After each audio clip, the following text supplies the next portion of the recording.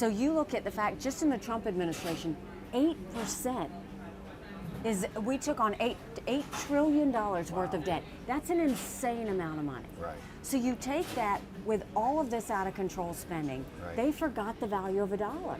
Hi, I'm Michael Graham with New Hampshire Journal. Welcome to Diner Table Economics at the iconic Airport Diner in Manchester. Well, to me, you're always Governor Nikki Haley because I'm a South Carolinian, and so you are our governor. It is great to talk to you about the economy here at the legendary Airport Diner. It's great to be here. This is an awesome place. I have to tell you, so one of the things we do is we get people to give us questions for you before you come. What would you ask any presidential candidate? And as you approach the table, what's astonished me is the number of people who are already talking about the economy when we walk up and approach them. You've been on the campaign trail in New Hampshire, Iowa, South Carolina in particular. What do you think is the state of the economy right now? Well, first of all, it's the number one issue, no matter where we go, whether it's Iowa, New Hampshire, South Carolina, or any place in the country, the economy is what everyone is talking about. And Joe Biden and Kamala Harris can say it's great all day long. No one feels that. Every family knows when they go to the grocery store, it's a lot more expensive. When they go to the gas station, it's hard to afford filling up their gas. But it's not just that. You feel it in your mortgage rates, your automobile rates, your insurance costs. Everything that we need to survive costs more. It costs at least $7,400 more per family this year than before Biden took office. So it's a problem. So one of the reasons we wanted to sit down and have these more extended conversations is that we heard from voters and our readers, they all say inflation, inflation, but it's never what are you going to do about it? Oh, hi Deb, come on over. This is Deb, she's going to be taking care of us. Deb, how are you? Thanks for helping us out. Yes, of course. Coffee, orange juice. Can I get a black tea? Of course. Coffee, please. Excellent. I actually drink black tea, but it's too much trouble, so I get coffee here. Didn't sound like trouble when I No, said it's Deb. Well, she'll take care of you. Deb doesn't like me. It's a long story. I don't want to get into it. But again and again, it's, okay, everyone says inflation. They get up on stage, the debate, inflation. What are you going to actually do? So you're president tomorrow. What does Nikki Haley do to actually do something about inflation? Well, first of all, wouldn't it be nice to have an accountant in the White House? That's the first thing I'll say. You know, if we're going to talk about it, then let's talk about how to fix it. The first thing we should do is acknowledge the fact that Biden didn't do this to us. Our Republicans did this to us too. The out-of-control spending that we have seen over the past few years is abusive. It's abusive to the American taxpayer, and what I can tell you is, you know, they're spending on everything without any value for a taxpayer dollar. And we saw that when they passed that $2.2 trillion COVID stimulus bill. They expanded welfare. We now have 100 million Americans on Medicaid, 42 million Americans on food stamps. That's a third of our country. Then you go and look at the fact that Republicans opened up earmarks and pet projects for the first time. In the 2024 appropriations budget, Republicans put in $7.4 billion worth of pet projects and earmarks. Democrats put in $2.8 billion. So you tell me who the big spenders are. So how do we fix it? The first thing we should do is claw back the $500 billion of unspent COVID dollars that are out there. Instead of 87,000 IRS agents going after middle America, let's go after the hundreds of billions of dollars of COVID fraud, one out of every $7. If 8% of our budget is interest, quit borrowing. Cut up the credit cards. Everyday families have to balance their budget. I had to balance a budget as governor. Why is Congress the only group that refuses to balance a budget? So we'll cut the spending, we'll stop the borrowing, we'll eliminate the earmarks, and I'll veto any spending bill that doesn't take us back to pre-COVID levels. That will save us trillions. The next thing is we need to focus on the middle class. You're seeing the rich get richer and the poor get poorer. I'm going to eliminate the federal gas and diesel tax so that we give American families more space. We're going to cut taxes on the middle class and simplify those brackets. That'll flush cash to be more in the pockets of middle class Americans. That'll stimulate the economy. And then we're going to make the small business tax cuts permanent. They made the corporate tax cuts permanent, but they made the small business tax cuts temporary. And finally, when I was governor, and it's been this way forever, presidents meet with their governors once a year. I'm going to meet with governors, Republican and Democrat, once a quarter with the sole purpose of taking as many federal programs as we can and moving them down to the state level. So think healthcare, welfare, education. It will shrink the size of the federal government and it will empower the people on the ground. When we do that, you really are going to hit it hard at reducing costs stopping this debt that's out of control, but also empowering people to have the value of a tax dollar again. And I think that's really important. Okay, so while you make your tea, I'm going to ask my follow-ups here. So one of the reasons economists say that we have an inflation problem right now is because you have too many dollars chasing too few goods. And if you have tax cuts, then you're unleashing more dollars to chase goods. So wouldn't cutting taxes at a time of inflation actually promote inflation? And once again, I don't have a degree in accounting from Clemson University, so that means I can count without taking my shoes off. I'm kidding, I love Clemson. But that's a question that people are asking us is how do you reconcile tax cuts with the demand problem that seems to be feeding inflation? So the first thing is acknowledge the fact that, look, Russia, China, and Iran never wanted us to be energy independent. Right. We need to be energy dominant. Why? We are blessed with resources.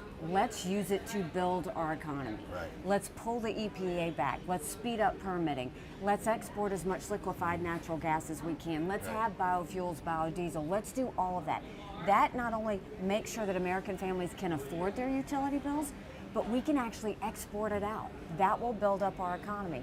The second thing is everybody always wants to say you can't cut taxes, you'll kill the economy. It's the total opposite. When you cut taxes, you put more money in the economy. People start spending again. We saw that with the tax cuts in the Trump administration. What happened? As soon as they did that, it was like everybody started spending. The economy started flourishing. You saw more employment happen than ever before. It's a misnomer to say that. People say that to be risk averse. Well, it's the exact opposite. So let me follow up then. So what then do you think is the cause of inflation? Why did we go through the peaking at 9%, which I can't imagine. 9% inflation sounded like crazy to me, and then it happens. Why do you think it happened if it wasn't demand?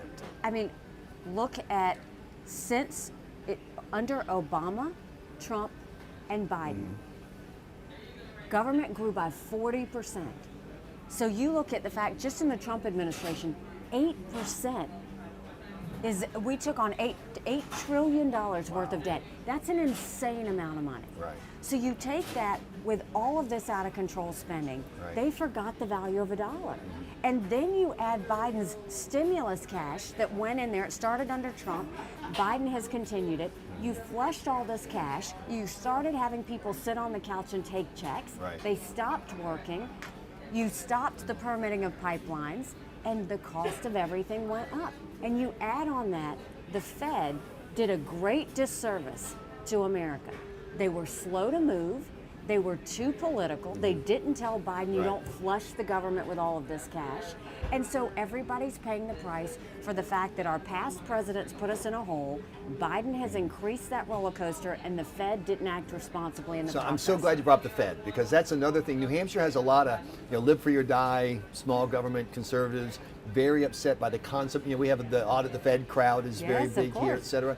So as a president, what do you think is the natural role for the political guys and gals at one end of the street, and then the Fed, who in theory is supposed to be neutral? Like, that's why they exist. That's why you don't have Congress set. By the way, can you imagine if Congress set interest rates?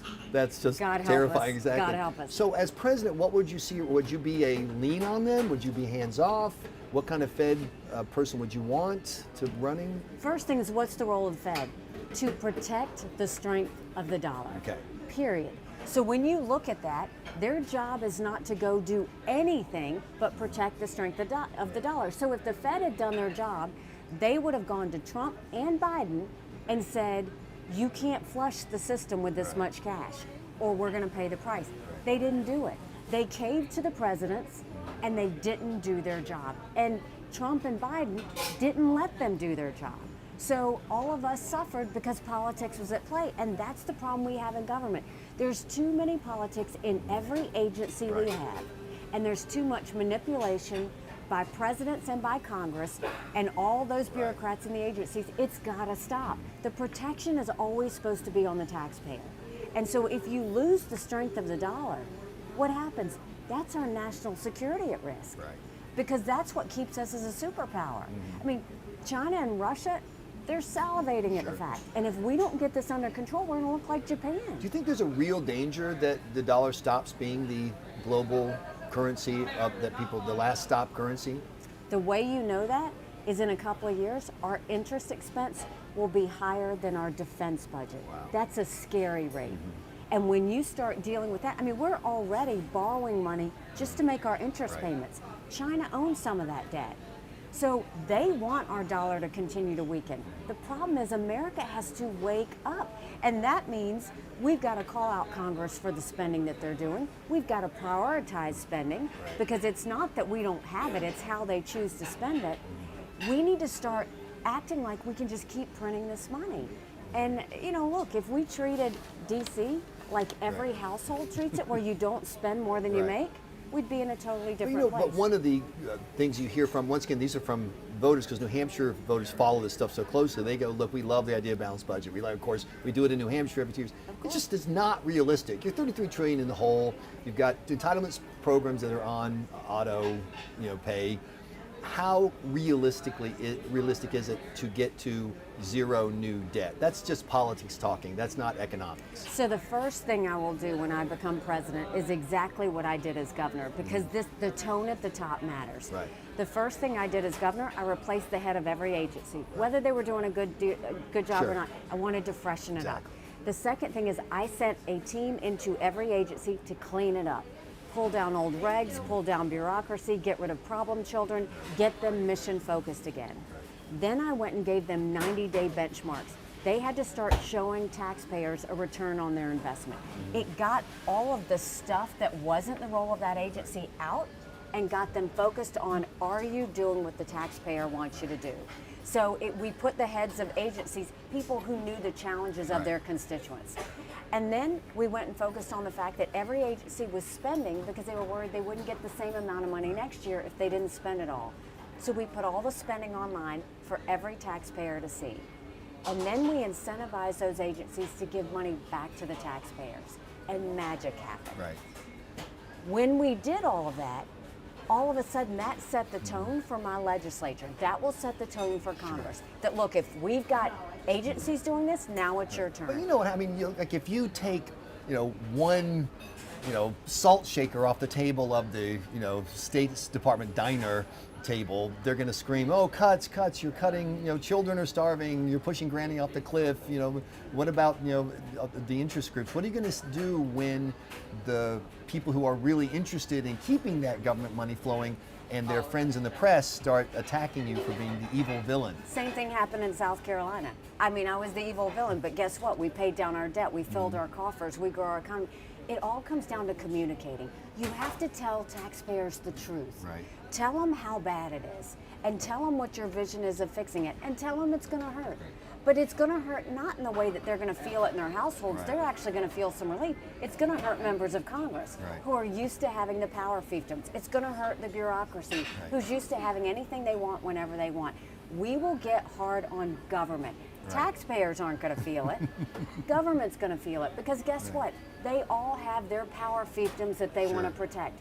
There will be a new day in DC when I walk in that door because when you put an accountant in there, I will communicate to everybody where the wasteful spending is going. We don't need the port projects. Right. We don't need to be sitting there spending on all these ideology programs that are happening. We can move these programs from the federal government down to the states and eliminate a lot of those jobs and a lot of that space. Do you know right now, 75% of federal workers are working from home? 75%? 75%. Do you know 70% of office space, agency office space, is sitting empty right now? Taxpayers are paying for that. These are the things we are going to call out. There is a lot there, so don't let them tell you there's no place to cut. There are plenty places to cut. They just don't want to cut it.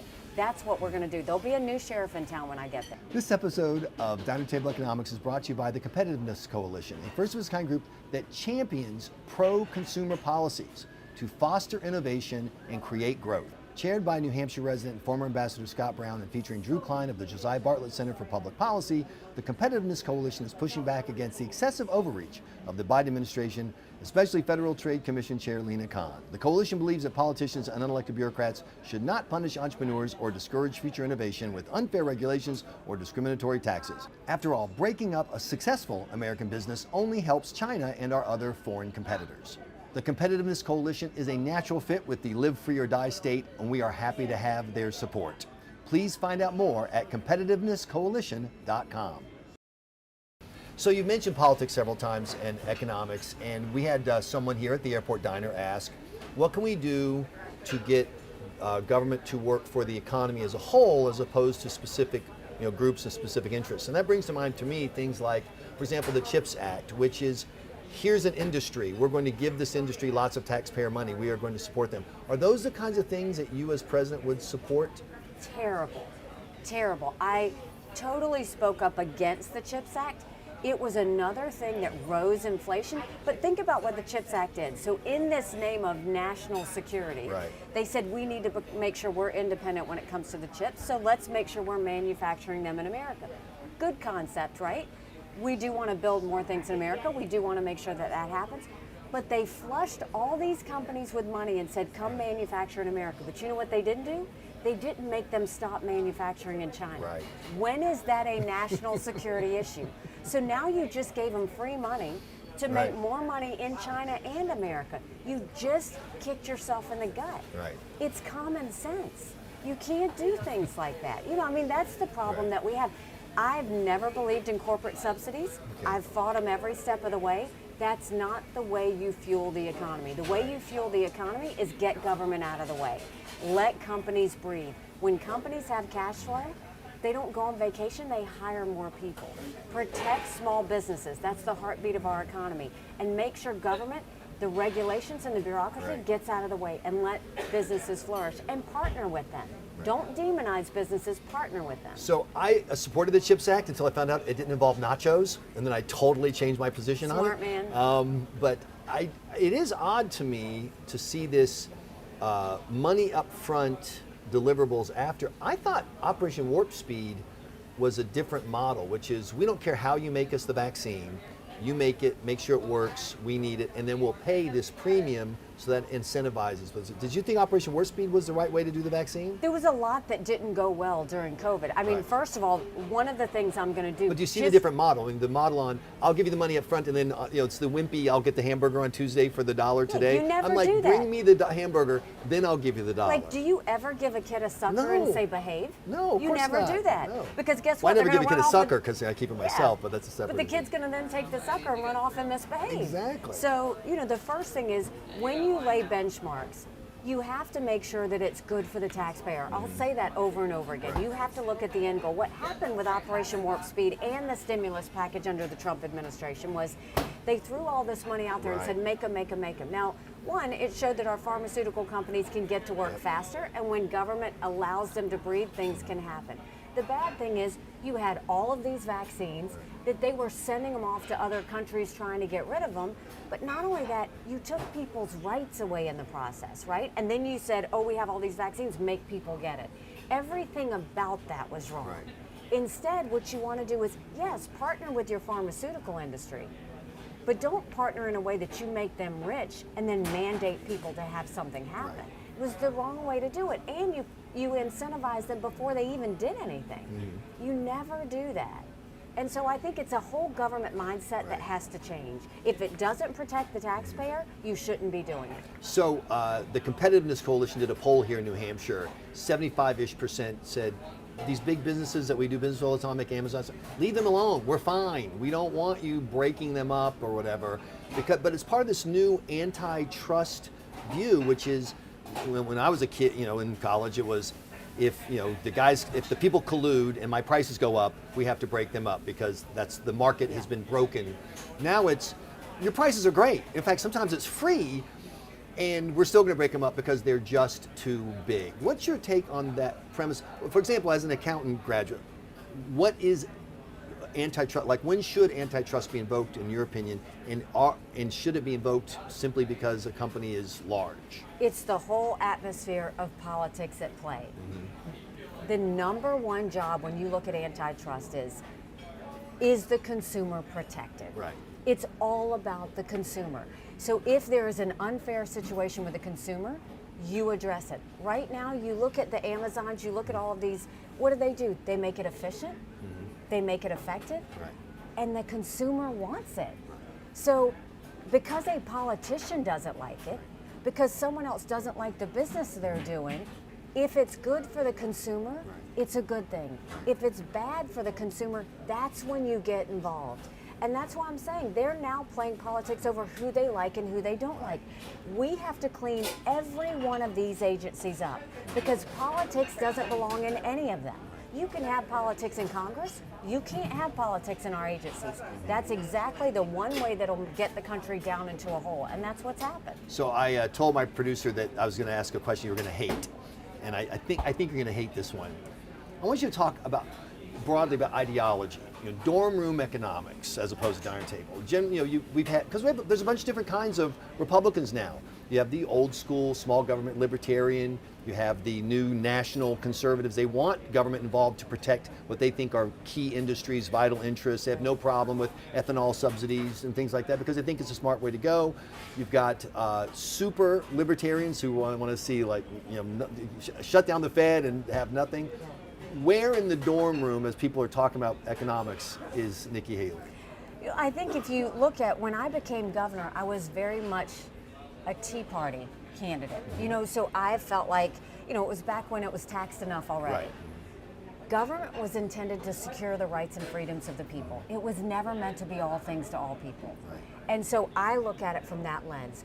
Don't look to government to fix things. Government usually breaks more than it fixes. Right. So I am a very limited government person.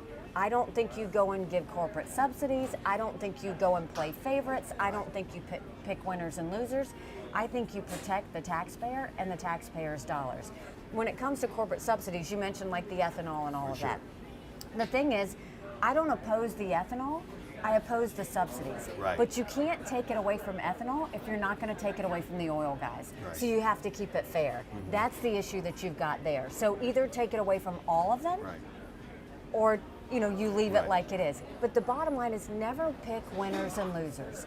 That's when you start to lose the game, and always focus on where's the best place for those Right. taxpayer dollars to go, and guess where the best place is? In their pocket. But the national conservatives would argue that philosophy led to the hollowing out of manufacturing in the U.S. because you just said, hey, let everybody compete, don't pick winners and losers. And then China ended up making itself the winner because they subsidize, because they promote businesses, because they use their money to pull jobs offshore. What would your response be to someone who had that concern? Well, what helped China was when America helped them get into the World Trade Organization, which was a huge mistake, right? So, look, there are a lot of countries that subsidize, but there are a lot of those countries that go down that socialism creep. That's not what we want to do. Okay. We want to let them innovate, get out of their way, supply them with skilled workers, Right. which is the biggest thing that these manufacturers need. Look, when I became governor of South Carolina, we had put all our eggs in the textile basket. Right. And when the textiles went overseas, Yep. we had 11% unemployment. By the time I left, we were building planes with Boeing, more BMWs than any place in the world. We brought in Mercedes-Benz, we brought in Volvo, 5 international tire companies. We were the beast of the Southeast. We were #1 in foreign direct investment. Why? Because we made sure that we had no unions, no regs. We made sure that we had skilled workers so that they had people to hire, and they were able to do what they wanted to do. Right. That's the key, is allow businesses to function without government intrusion. Allow people to have opportunities to get those jobs and supply the training that allows them to do it. That's the way you win. You don't have to pay things off to make things happen. You have to actually incentivize them through the environment that you give them so that magic happens. By the way, any chance that I have here to promote the Bubba Motorworks model in South Carolina was absolutely great. When they were making people didn't believe me. No, we're making BMWs in South Carolina. Yeah. And they were like, what, do they come with 8-track players? Hey, leave us alone. We're making the BMWs. That was #1 BMW it was absolutely amazing. manufacturer in the world. And the question you'll get in New Hampshire is, where do you find people to fill those jobs? The employment stretch, the lack of workers, particularly here in New Hampshire, which already had low unemployment. Now it's problematic. It's people begging for workers.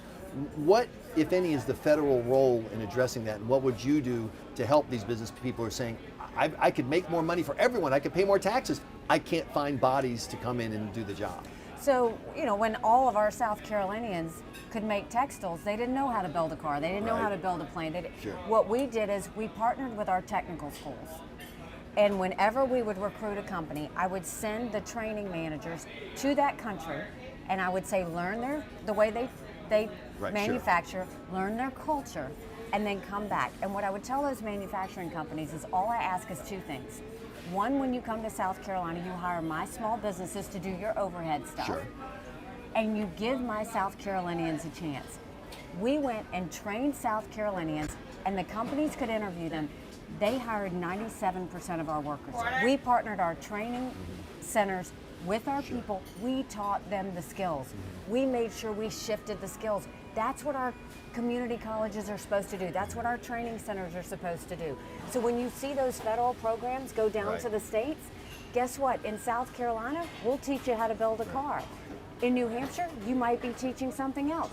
In Iowa, they'll be teaching you how to farm and do agricultural tech. You customize it based on that, but you make sure the people in the state get those jobs, not bringing people from out of state. Let them, so you re-skill people. We have to do that all over this country.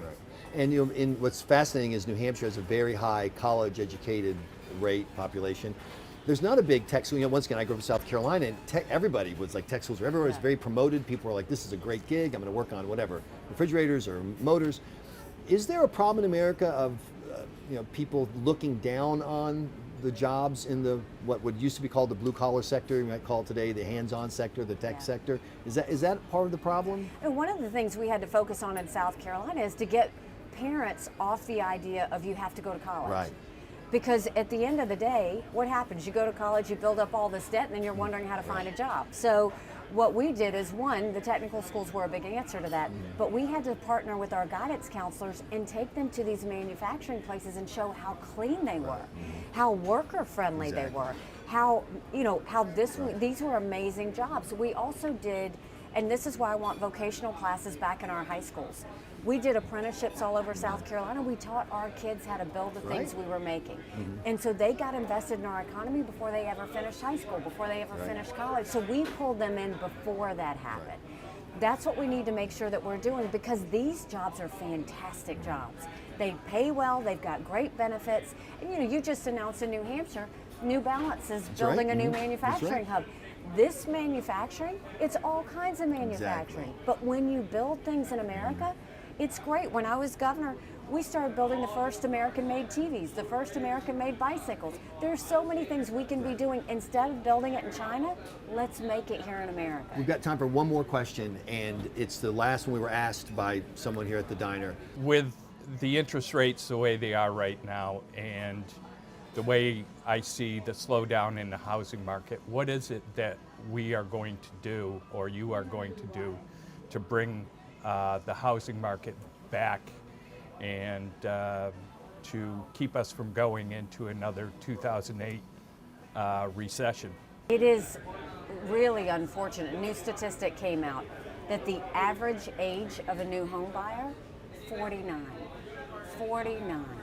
So when you think about our kids, and I saw, my daughter just got married, and I saw how hard it was for her and her husband to buy a home. It is really tough. That's the American dream. We want all our kids to be able to do that. But the problem is, when you look at the cost of, you know, it's not, we talk about, you know, interest rates. The treasury rates that the Fed did, that's what ran up mortgage prices, auto loan prices, all of those things. And so we've got to get our fiscal house in order. So the first thing is, we do have to get these interest rates down, because no one can afford a mortgage at this point. The second thing is supply matters. And why is supply being impeded? Because of regulations. You know that all over New Hampshire, there's a lot of regulations. You've got to look in a way to do it in a smart way. Rent costs are through the roof. People can't afford rent or mortgages. So the first thing is get inflation down, so housing costs come down, interest rates come down, and then focus on the regulations so that supply opens up. That's hugely important. Everybody should know what it means to have the American dream. We have to get that back in our reach. That's another reason why I want to cut taxes on the middle class. We've got to open that up so that they have the cash to be able to do that. I said last question, I always lie. I know you just lied. So when we go to Lizard's Thicket in South Carolina, what do you order? You know, I like their collard greens. Oh, they're so good. Their collard greens are good. great. Their biscuits are great. What about the entree though? What do you do for the meat? Do you do those? I like the smothered steak. I like that. If they have fried fish, but they don't always have it when I go. But that's the thing I miss about up here. The fried freshwater fish. Like we used to catch brim in the Big PD River and take them to my grandma's house, and she would make them right on the spot, just fried with a little bit of cornmeal. They were so good. But They have a different culture up here. I mean, their I'm pork missing chops that. are really good. Oh yes, absolutely. Look, if I could talk Lizard Thicket with Nikki Haley, I've had a good day. Thank you so much for your time. I really It's been appreciate fun. it. Thank you.